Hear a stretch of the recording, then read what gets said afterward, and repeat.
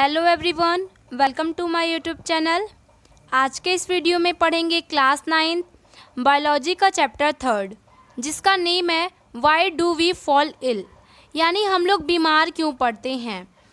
क्या रीज़न है हम लोग बीमार क्यों पड़ते हैं। ये चैप्टर आपको आसान लग रहा होगा क्योंकि आप इस बात से आप थोड़ा रिलेट हैं कि हम खाना नहीं खाएंगे तो बीमार पड़ जाएंगे, हम एक्सरसाइज नहीं करेंगे तो बीमार पड़ जाएंगे, हमें प्रॉपर न्यूट्रिएंट चाहिए। तो जी हाँ, यही सब हम लोगों को इस चैप्टर में पढ़ना है। चैप्टर काफ़ी इजी है। पहले इस चैप्टर में पूरे जानने से पहले कि हेल्थ क्या होता है, हेल्थ ख़राब होता है तभी तो हम लोग बीमार होते हैं। तो पहले ये बात जान लें कि हेल्थ होता क्या है। टॉपिक है health. Health is a state of being well enough to function will physically, mentally and socially. ठीक है, यहाँ पे होगा सोशियली, यानी हम हेल्थी तब कहलाएंगे जबकि हमारा फिजिकली, मेंटली और सोशली हम फिट हों। फिजिकली का मतलब है कि जब हमारी सारी मसल्स काम कर रही हो, हम अच्छे से काम कर रहे हो, दिख अच्छा रहे हो, हमारी बॉडी का स्ट्रक्चर सही हो, तो इसका मतलब हम फिजिकली सही हैं। हम देखने में सही है तो इसका मतलब ये तो नहीं कि हमारा दिमागी हालत भी ठीक है, मेंटली भी हम ठीक है। हो सकता है हम बहुत टेंशन में हो, ठीक है। तो अगर हम फिजिकली भी सही हैं, मेंटली भी सही हैं, तो मानिए हम हेल्दी हैं। और एक सोशियली का कहने का मतलब कि हमें कोई परिवार वालों से कोई दिक्कत नहीं, परेशानी नहीं है, हमारे आसपास रहने वाले लोग भी हमसे खुश हैं, हमें कोई किसी तरह से किसी से जलन नहीं है, कुछ भी नहीं है, तो हम सोशियली भी फिट हैं। ठीक है, पूरा मिला जुला के कह सकते हैं कि health is a state of being well enough to function will physically, mentally and socially. जहाँ भी हम अगर कोई भी व्यक्ति अगर फिजिकली, मेंटली और सोशली सही है, उसे हम हेल्दी बोल सकते हैं। डिजीज़ क्या होता है, बीमारी क्या होती है, हेडिंग है ये। Any disturbance in the structure और फंक्शन ऑफ एनी ऑर्गन और पार्ट ऑफ बॉडी। हमारी बॉडी के किसी भी पार्ट में अगर फंक्शन या स्ट्रक्चर में अगर कोई थोड़ी भी कमी दिखाई पड़े तो आप कह सकते हैं कि ये व्यक्ति बीमारी से पीड़ित है, यानी ये व्यक्ति बीमार है। या तो कोई फंक्शन गड़बड़ा रहा हो आपके बॉडी का, या तो आपका स्ट्रक्चर ही बिगड़ रहा हो, तो आप डिजीज़ से आपको डिजीज़ हुआ है।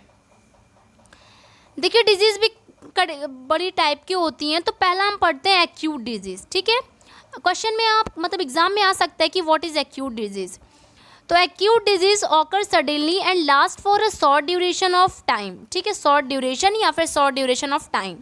देखिए, यहाँ तक आपकी डेफिनेशन हो गई एक्यूट डिजीज़ की, और यहाँ से आपकी डेफिनेशन शुरू है क्रॉनिक डिजीज़ की। ठीक है, यानी यहाँ से लेकर के यहाँ तक में आपको दो डिजीज़ के बीच में अंतर बताया गया है। पहला है एक्यूट डिजीज़, दूसरा है क्रॉनिक डिजीज़। तो सुनिए, एक्यूट डिजीज़ वही होता है जो कि शॉर्ट ड्यूरेशन के लिए हो। ठीक है, बीमारी एक ऐसी बीमारी जो कि आए और 1 हफ्ते 2 हफ्ते के अंदर चली जाए बिना हमें कोई नुकसान पहुंचाए। आप हमेशा बात याद रखिए कि एक्यूट डिजीज़ में जैसे जुकाम, बुखार, सर दर्द, खांसी, पेट दर्द, ये सब आता है। ठीक है, 1 घंटा, 10 घंटा, 20 घंटा रहता है, फिर चला जाता है, तो इसको हम एक्यूट डिजीज़ के अंदर लाएंगे। बात याद रखिए कि एक्यूट डिजीज़ कभी भी हमारी बॉडी के फंक्शन को ख़राब नहीं करता है या फिर हमारी बॉडी को वीक नहीं बनाता है। क्योंकि क्या जुकाम आपको हो जाएगा तो क्या आप वीक हो जाएंगे? नहीं वीक होंगे ना, बस।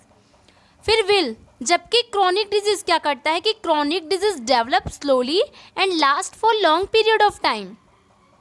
होता तो धीरे धीरे, स्टार्ट धीरे धीरे होता है, लेकिन ये ख़त्म कभी नहीं होता है। या तो कभी नहीं ख़त्म होगा या तो लाइफ टाइम रहेगा आपके साथ। ठीक है, बहुत लंबे लंबे समय तक। जैसे कैंसर हुआ, एलिफेंटियासिस हुआ, जैसे कि लोगों के पैरों में, पहले के लोगों में, अब तो कम दिखाई देता है, सूजन हो जाती है, ज़िंदगी भर के लिए सूजन पड़ी रह जाती है, बुढ़े होने तक सूजन पड़ी रहती है। तो ऐसी डिजीज़ जो कि बहुत लंबे समय तक के लिए हो, उसे हम क्रॉनिक डिजीज़ कहते हैं।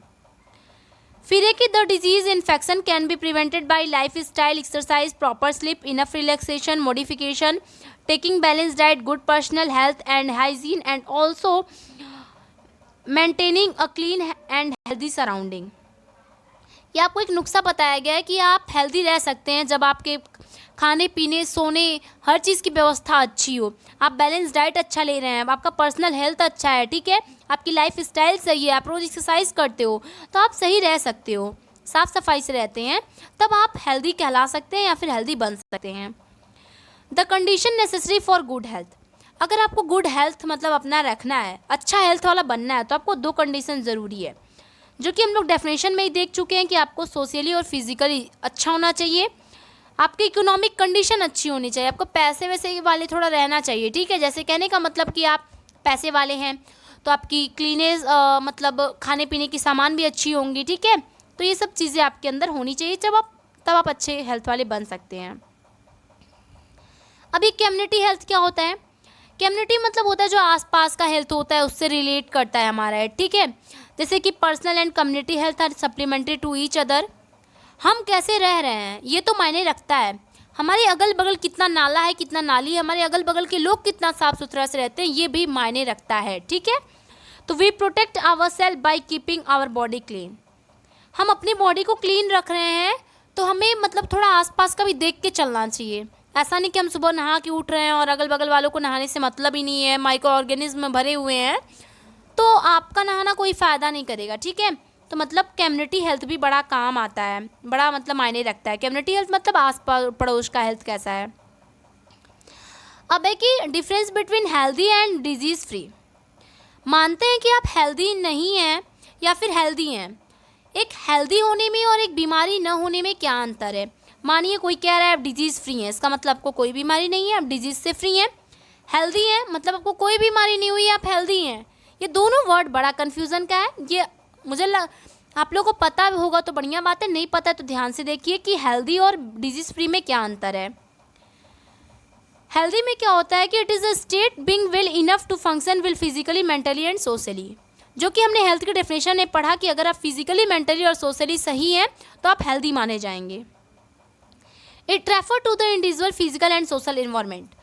आपका इन्वायरमेंट कैसा है, फिजिकल इन्वायरमेंट कैसा है और सोशल इन्वायरमेंट कैसा है, ये आप मायने रखता है।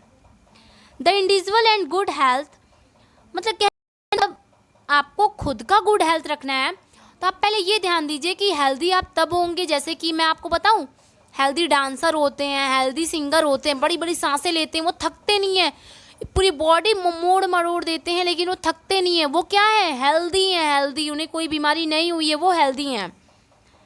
अब डिजीज़ फ्री क्या होता है कि when a person is affected by a disease either the functioning और द अपीयरेंस ऑफ वन न्यूमो system of the body will change for the worse. आप समझने की ज़्यादा कोशिश कीजिए, क्योंकि आप लिख तो अपने भी वर्ड में सकते हैं ना, अपने वर्ड में भी लिखने की कोशिश कीजिए। तो देखिए, एक हेल्दी हुआ और एक डिजीज़ फ्री हुआ, DF यानी डिजीज़ फ्री। डिजीज़ फ्री वो भी पर्सन हो सकता है। आप डिजीज़ फ्री मान लीजिए कि मैं बताना चाहूँगी कि हेल्दी तो वो लोग हैं जैसे कि जो कितना भी काम कर ले थकते नहीं हैं, और माना कि मैं आपको कोई बीमारी नहीं हुई है, ठीक है, मान लीजिए आपको कोई बीमारी नहीं हुई बट फिर भी आप 4 सीढ़ी चढ़ के थक जाते हो, तो हम कैसे माने कि आप बीमार नहीं हो भैया? अगर बीमार नहीं हो तो आपको स्ट्रांग होना चाहिए। अगर आप बीमार नहीं हैं तो आपको हेल्दी होना चाहिए। बात को मेरे समझने की कोशिश कीजिए कि हेल्दी वही पर्सन होता है जो कि कुछ करने पे थके हो के ना, फिजिकली, मेंटली और सोशली सही हो, ठीक है। डिजीज़ फ्री वही होता है जो कि थोड़ा भी काम करने पे ना थके भाई, उसको कोई बीमारी ना हो अंदर से, वो पूरा एकदम मतलब सही हो, देखने में भी अच्छा हो, फिजिकली, मेंटली, सोशली तो ठीक हो या ना हो ये बात की बात है, लेकिन सबसे बड़ी बात ये है कि उसे कोई बीमारी नहीं हुई, इसके बाद उसके बॉडी में कोई गड़बड़ी नहीं हो रही है, तो वो डिजीज़ फ्री माना जाएगा। लेकिन हेल्थी तब माना जाएगा जबकि वो मतलब थकता नहीं है। डिजीज़ के कारण क्या होते हैं? जैसे कि पैथोजन हुए, bacteria, fungi, virus, protozoa, worms, इन सब के कारण बीमारियां होती हैं, ठीक है। कहीं चोट लग जाए, आप ना उसको मरहम पट्टी कीजिए तो माइक्रो ऑर्गेनिज्म बैठ जाएंगी, वो चोट पूरा घाव से भर जाएगा, आपकी जल्दी चोट नहीं सही होगी, ठीक है। तो ये सब कारण होते हैं बीमारियों के होने का। Poor health and under nourishment मतलब अगर आप सही से खाना पीना टाइम टाइम से नहीं ले रहे हैं, आपका माइंड सही नहीं रह रहा है, आपका हेल्थ भी सही नहीं है, तो आप डिजीज़ के से आपको डिजीज़ हो सकता है आपको। Lack of proper treatment of immunisation, आप कितना ट्रीटमेंट करते हो खुद को, ठीक है।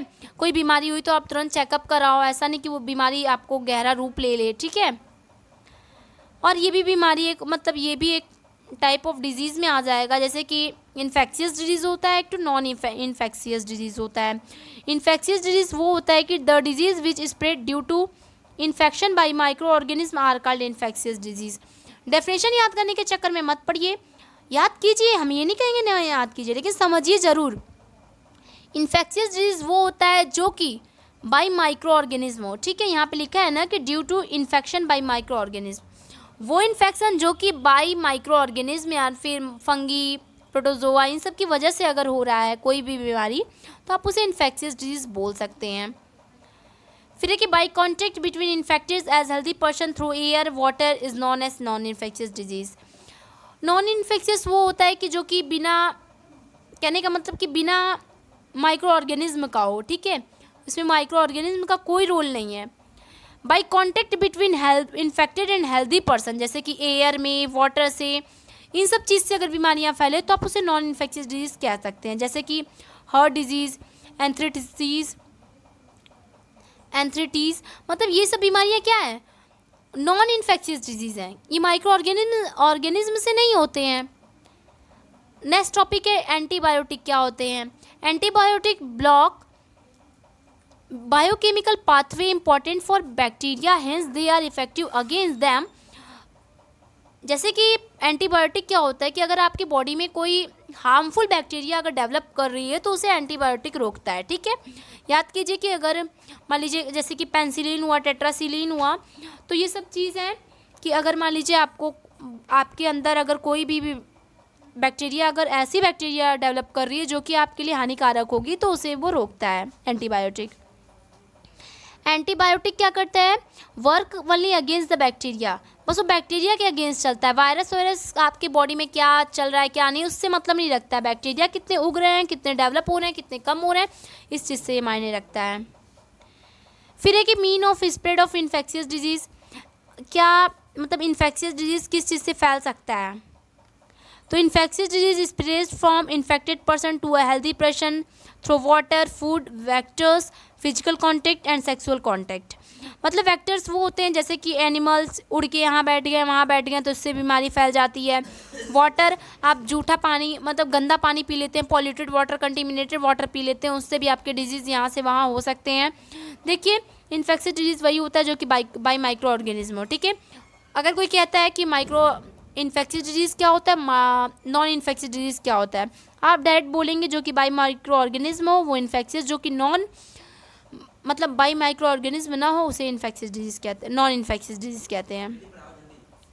जैसे कि आप सोचेंगे कि एयर से बीमारी कैसे फैलती है, तो समझ जाइए कि स्नीजिंग, अगर आप छींक देते हैं, खांसी करते हैं अगर एयर में, तो माइक्रोब्स क्या होते हैं, एयर में उड़ने लगते हैं और फिर जब कोई और सांस लेता है तो उसके अंदर चले जाते हैं। इसी हिसाब से मतलब एयर से भी बीमारी फैलती है हेल्दी पर्सन तक।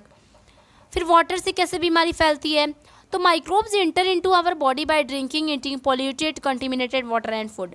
कोई भी गंदा आप खाना खा लेते हैं, पॉल्यूटेड खाना खा लेते हैं, अगर खाना खुला छोड़ दे रहे हैं, उस पर माइक्रो ऑर्गेनिज्म बैठ जा रही हैं और आप उसे खा ले रहे हैं तो भी, या फिर पानी पी ले रहे हैं, तो आपकी बीमारी भी फैल सकती है।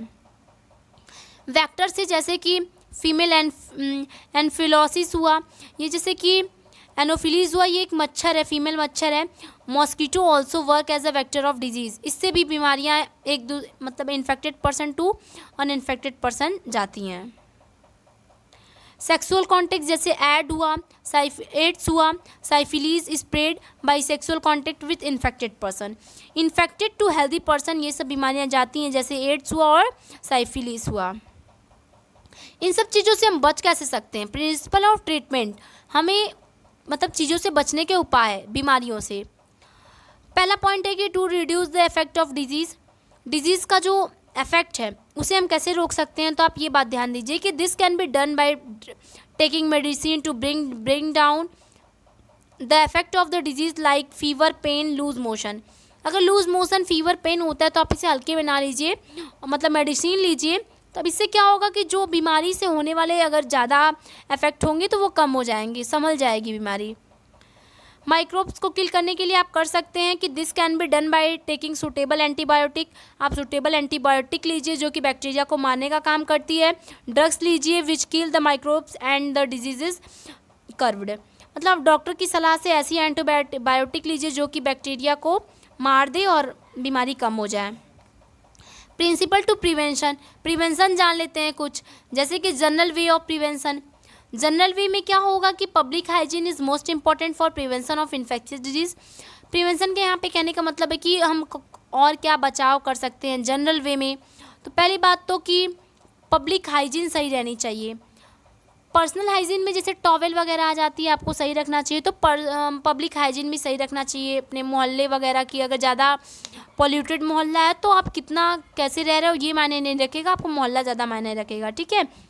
Proper and sufficient food for everyone, आपका पूरा मोहल्ला पूरा पेट भर खाना खा रहा है कि नहीं, will make people healthy to resist the infection.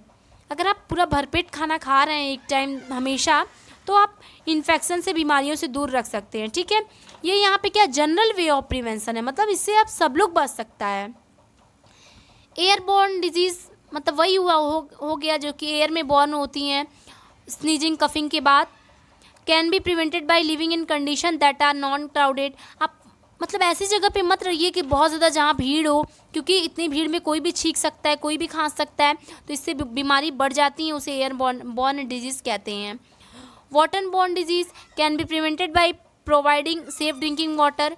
कोशिश आप लोग की ये रहे कि सारा मोहल्ला साफ़ पानी पिए और किसी को बीमारी ना हो, जैसे कि वाटर बॉर्न डिजीज़ जैसे कि पॉल्यूटेड वाटर पीने से हो जाता है, तो इतना कोशिश करना चाहिए कि पूरा मोहल्ला साफ़ पानी पिए। Vector borne disease can be prevented by providing clean environment. अगर आपका इन्वायरमेंट सही है, ठीक है, साफ़ है, तो कोई भी वेक्टर नहीं आ सकता है, जैसे कि कोई भी ऐसी माइक्रो ऑर्गेनिज्म नहीं आ सकते हैं जो कि एक से दूसरी जगह तक मतलब बीमारी पहुंचाएं, क्योंकि वो गंदगी से ही आते हैं। Specific way of prevention, there are disease specific measure which are use to fight them, it is done by immunization. Immunization भी एक तरीका है जिससे आप क्या कर सकते हैं, किसी भी चीज़ को आप रोक सकते हैं। Next time even if the disease will strike the host body will full vigour. अगर आप अपनी बॉडी को प्रॉपर न्यूट्रिएंट सब कुछ खाना पीना सही देते हैं ना, तो आपकी बॉडी कभी मतलब ये नहीं होगा आपको कि मतलब वीक नहीं होंगे, कोई काम करने से थकेंगे नहीं, आप थोड़ा अच्छे मतलब रहेंगे। चैप्टर होता है फिनिश। चैप्टर में बहुत कम चीज़ें थी, वही चीज़ें थी जो हम आप जानते हैं। कुछ बैक्टीरिया के नाम पढ़ लेते हैं जो कि जुबान पे तो नहीं रहते हैं, ठीक है। Common example of disease caused by virus, जैसे देखिए कॉमन कोल्ड हुआ, जुकाम हुआ, इन्फ्लुएंजा हुआ, डेंगू फीवर, एड्स, ये सब वायरस के कारण होता है, ठीक है। तो मतलब अगर कोई पूछे एड्स किसके कारण होता है, तो वायरस की वजह से ये होता है। और typhoid, fever, cholera, tuberculosis, anthrax, ये सब बैक्टीरिया के द्वारा होता है। अगर बैक्टीरिया की वजह से ये सब बीमारी हम लोगों को हो सकती है। एलिफेंटियासिस, जैसे एलिफेंटियासिस क्या होता है ना दोस्तों, कि मान लीजिए पैर बहुत सूज जाता है, बहुत ज़्यादा स्वेलिंग हो जाती है, उसमें स्वेलिंग हो जाती है, बहुत लॉन्ग टाइम के लिए हो जाती है। इसका मतलब ये क्रॉनिक डिजीज़ है, ठीक है। ये कैसे होता है कि वर्म्स की वजह से होता है। डिफरेंट स्पीसीज़ के वर्म्स आते हैं, आते जाते रहते हैं, तो उसकी वजह से मतलब पैरों में एलिफेंटियासिस बीमारी हो जाती है। और इसके मतलब ये सब कारण है। चैप्टर होता है फिनिश, और आई होप आपको अच्छा लगा होगा चैप्टर। बहुत कम टाइम में हम लोग फिनिश भी कर लिए और एक भी चीज़ छोड़े नहीं हम लोग। अगर कोई डाउट हो तो आप कमेंट सेक्शन में पूछ सकते हैं अभी। और जो अगर मान लीजिए कोई डाउट होगा ना, तो पहली बात तो ये है कि जब आप एक्सरसाइज करने जाएंगे तो वो आपको सब कुछ क्लियर हो जाएगा, ठीक है। क्योंकि कुछ क्वेश्चन छूटे रह जाते हैं, 1-2 पॉइंट अगर मान लीजिए छूटता है तो वो आपको क्वेश्चन आंसर में मिल जाएगा। एनसीईआरटी के हिसाब से हम लोग क्वेश्चन आंसर करेंगे तो उसमें सब कुछ मिल जाएगा। Thank you very much.